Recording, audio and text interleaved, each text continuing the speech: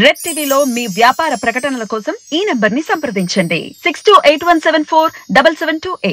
Hi viewers, welcome to our channel. ప్రస్తుతం మనతో పాటు senior journalist Damoh Bala sir అన్నారు. వారితో మాట్లాడదాం. నమస్కారం సార్. నమస్తే సార్, కవిత గారి కేసులో ఒక భారీ ట్విస్ట్ చోటు చేసుకుంది సార్. అదేంటంటే Rouse Avenue court judge resign చేశారంట. అసలు ఆయన ఎందుకు రిజైన్ చేసినట్టు, మరి కేసులో అటు కవిత గారికి కూడా భారీ జైలు శిక్ష పడే అవకాశం ఉంది అని చెప్తున్నారు. కేజ్రీవాల్ని అరెస్ట్ చేసే ఛాన్స్ ఉంది అని అంటున్నారు. అసలు ఏం జరగబోతుంది సార్ అంటారు? కవిత కేసులో ఒక 3-4 రకాల పరిణామాలు చోటు చేసుకున్నాయి. అవి అందులో టాప్ చెప్పుకోవాలంటే జడ్జిని మార్చేశారు. ఆ Rouse Avenue court judge Nagpal ఆయన్ని మార్చేసి కావేరీ బవేజా అనే ఒక వారిని తీసుకొచ్చారు. సో దీనివల్ల కవితకి నష్టమా లాభమా అనేది ఎవరు చెప్పలేని పరిస్థితి. ఎందుకు సడన్గా మార్చారు అంటే కూడా చెప్పలేము. But Delhi high court judicial services పరిధిలో మొత్తంగా 26 మందిని చేంజ్ చేశారు. కాబట్టి ఇది రెగ్యులర్గా జరిగే మార్పే అంటున్నారు. కానీ జస్టిస్ నాగ్పాల్ ఈ కేసులో ముందు నుంచి కూడా రౌజ్ అవెన్యూ కోర్టు జడ్జిగా ఉన్నారు. ఆయన ఆధ్వర్యంలోనే ఉప ముఖ్యమంత్రి మనీష్ సిసోడియాకి జైలు శిక్ష పడింది. తర్వాత సంజయ్ సింగ్ ఆప్ ఎంపీ, ఆయనకి జైలు శిక్ష పడింది. ఇంకా చాలామంది శరత్ చంద్రారెడ్డి కావచ్చు, మాగుంట శ్రీనివాసరెడ్డి కావచ్చు, గోరంట్ల బుచ్చిబాబు కావచ్చు, అరుణ్ రామచంద్ర పిల్లయ్య కావచ్చు, ఇలాగా ఈ కేసులో ఇన్వాల్వ్ అయిన వాళ్ళు ఇప్పటి వరకు ఈడీ 15 మందిని అరెస్ట్ చేసింది, సిబిఐ 6 మందిని అరెస్ట్ చేసింది. అందరి విషయంలో కూడా ఆయనే డీల్ చేశారు. ఆయనకి సమగ్రంగా దీని మీద పట్టుంది. అలాంటిది కవిత అరెస్ట్ అయ్యి కస్టడీలో ఉన్న సందర్భంలో ఎందుకు జడ్జెస్ మార్చారు అనేదైతే పెద్ద డిబేట్ అయితే జరుగుతుంది దేశవ్యాప్తంగా. మరి దీనివల్ల కవితకు ఇబ్బంది అనేది ఎక్కువ మంది అంటున్నారు.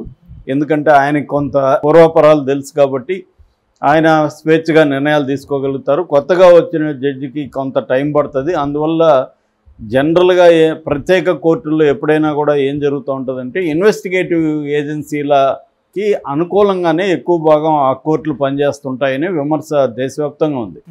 ఈ విషయంలోనే కాదు, ఈవెన్ చంద్రబాబు కేసులో కూడా ఆయనకి రిమాండ్ ఇవ్వాల్సిన అవసరం లేదనేది చాలామంది అభిప్రాయం.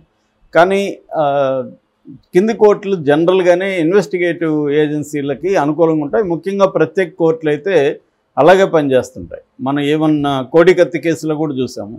ఎన్ఐఏ కోర్టు ఎన్ఐఏకి అనుకూలంగానే అబ్బాయికి బెయిల్ రాకుండానే చేశారు. సో అందువల్ల ప్రత్యేక కోర్టులు కొద్దిగా స్ట్రిక్ట్గా ఉంటారు. కాబట్టి ఈమెకు జైలుకి ఖచ్చితంగా 23వ తేదీ జైలుకి పంపించేస్తారు అన్న ఒక ఆందోళన అయితే బీఆర్ఎస్ వర్గాల్లో కనిపిస్తూ ఉంది. సో ఇక రెండో పరిణామం, కవిత సుప్రీంకోర్టులో ఒక రిట్ పిటిషన్ వేసింది. బట్ అది ఎప్పుడు విచారణకు వస్తుంది, 23 లోపల వస్తుందా రాదా అని ఒక భయం అయితే ఉంది. నిన్న కపిల్ సిబాల్కి ఏదో పని ఉండడం వల్ల అది పోస్ట్ పోన్ అయిందని చెప్తున్నారు.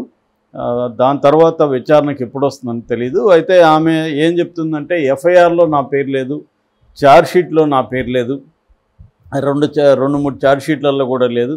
2022లో నన్ను 7 గంటలు విచారించారు, అప్పుడు కూడా నా పేరు ఎక్కడ చేర్చలేదు. సో ఇప్పుడు సెక్షన్ 19(1) నాకు వర్తిస్తుందని చెప్తున్నారు. నిజానికి సెక్షన్ 19 అనేది మహిళలకు వర్తించదనేది ఇంతకుముందు కూడా చెప్పారు. సో ఇది మీరు గుర్తుపెట్టుకొని, ఇది గమనంలోకి తీసుకొని ఈ కస్టడీని అరెస్టును రద్దు చేయండి అని సుప్రీంకోర్టులో కవిత పిటిషన్ వేశారనమాట. సో మరి ఏం జరుగుతుందనేది అక్కడ చూడాలి. ఇక మూడవది, కవిత తన బంధువుల్ని, ఫ్యామిలీ మెంబర్స్ని, అంటే తన పిల్లల్ని, కొడుకులిద్దరిని, తర్వాత తల్లిని, సిస్టర్స్ని చూడాలని నేను కలవాలి, అందుకు పర్మిషన్ ఏంటని రౌజ్ అవెన్యూ కోర్టులు పిటిషన్ వేస్తే నాగ్పాల్ గారు కవితకు సిస్టర్స్ వాటిలో పర్మిషన్ ఇవ్వలేదు, కానీ కొడుకుల్ని తల్లిని కలవడానికి పర్మిషన్ ఇచ్చారు. వాళ్ళు ఈరోజు కలిసే అవకాశం ఉంది. జనరల్గా ఈవినింగ్ 6 to 7 ఆ టైంలో కవితని బంధువులు కలవడానికి పర్మిషన్లు ఇస్తున్నారు. అయితే ఎక్స్ట్రాగా కలవాలనుకున్నప్పుడు కోర్టు నుంచి పర్మిషన్ లేకుండా మేము కలవడానికి వీల్లేదని చెబుతున్నారు. ఈ నేపథ్యంలో ఇంకొక భయాందోళన కూడా ఉన్నాయి. ఎందుకంటే ఈమె భానుప్రియ మీనా ఆమె నోటోరియస్ టార్చర్ చేయడంలో గతంలో కూడా సంజయ్ సింగ్ ఆరోపించాడు. ఆప్ ఎంపీ తన సాక్షులంతా కూడా ఆమె భయంకరంగా కొడుతుంది, అబ్యూజ్ చేస్తుంది, దారుణంగా ప్రవర్తిస్తుందని. అట్లాగే ఈవెన్ వైసీపీకి సంబంధించిన శరత్ చంద్రారెడ్డి, అరబిందో ఫార్మా దాంట్లో వాళ్ళది ట్రైడెంట్ యాంబర్స్ అని ఉంది. దానికి సంబంధించిన CEO చందన్ రెడ్డిని కూడా ఆమె కొట్టిందని, ఆమె ఏ స్థాయిలో అతన్ని టార్చర్ చేసిందంటే ఒక చెవు పనిచేయట్లేదంట, ఆ స్థాయిలో అతన్ని కొట్టింది. అలాగా ఈమె కానీ ఇంకొంతమంది ఈడీ ఆఫీసర్లు ఈ కేసులో ఉండే వాళ్ళని కొట్టి, శరత్ చంద్రారెడ్డి కావచ్చు, మాగుంట రాఘవరెడ్డి కావచ్చు, తర్వాత దినేష్ అరోరా కావచ్చు, ఇలాగా చాలామందిని కొట్టి ఆమె కానీ వాళ్ళు కానీ సో వాళ్ళను అప్రూవల్గా మార్చేశారు. ఆ అప్రూవల్గా మార్చి ఏమాత్రం సాక్ష్యాలు లేకపోయినా కవిత మీద ఓన్లీ అప్రూవర్స్ చెప్పిన వాంగ్మూలాన్ని బేస్ చేసుకొని అరెస్ట్ చేశారు. సో అప్రూవర్లు ఎలాగ ఉంటారో మనం వివేకానంద రెడ్డి కేసులో చూసాం, మనోడు ఎలా తయారయ్యాడో చూసాం, దస్తగిరి. సో అట్లాగా ఏంటంటే అప్రూవర్గా మారడానికి ఈవెన్ వివేకానంద రెడ్డి కేసులో కూడా సిబిఐ వీళ్ళని తీసుకెళ్ళి ఢిల్లీకి తీసుకెళ్ళి 1 month పెట్టుకొని కొట్టారనేది విపరీతమైన ఆరోపణలు వచ్చాయి. ఇక్కడ కూడా సేమ్ ఆరోపణలు. అంటే ఒక నేషనల్ లెవెల్ ఇన్వెస్టిగేటివ్ ఏజెన్సీలు కూడా మోడీ ప్రభుత్వంలో ఎలా పనిచేస్తున్నాయంటే, ఒక గల్లీలో ఉండే పోలీస్ స్టేషన్లో ఎలాగ వాళ్ళు బిహేవ్ చేస్తారో వీళ్ళు అంతకంటే మీ తేడా లేదు. ఒక కంపెనీ CEOనే చెవు పోయిట్గా కొట్టారంటే ఇంకా మామూలు వాళ్ళ పరిస్థితి, దస్తగిరులు, రామయ్యలు వీళ్ళ పరిస్థితి ఏముంటుంది? అక్కడ వాళ్ళకి అంత ఇన్ఫ్లుయెన్స్ ఉంటుంది, అంత ఇది ఉంటుంది. వాళ్ళని అలా చితగొట్టారంటే మామూలు వాళ్ళ పరిస్థితి మనం ఊహించుకోవచ్చు. సో అది జరుగుతున్నట్టుగా, అందువల్ల కవిత కూడా ఆందోళన వ్యక్తం చేస్తూ ఉంది. తన మీద కూడా ఏమన్నా ప్రయోగిస్తారా ఇటువంటి 3rd degree అనేది చేస్తుంది. ఇక 4వది బేసిక్గా కేజ్రీవాల్ని అరెస్ట్ చేసే అవకాశాలు ఉన్నాయి. నిన్న ఢిల్లీ కోర్టులో సిబిఐ ఒక మాట చెప్పిందని అంటున్నారు. అదేంటంటే త్వరలో హై ప్రొఫైల్ అరెస్టులు జరిగే అవకాశం ఉందని.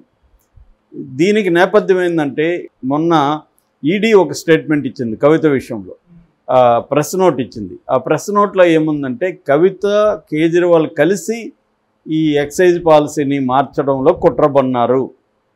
సో కవిత కేజ్రీవాల్ ఇద్దరు కూడా కాన్స్పిరేటర్సు అనే వాక్యంలో వాళ్ళు వాడారు.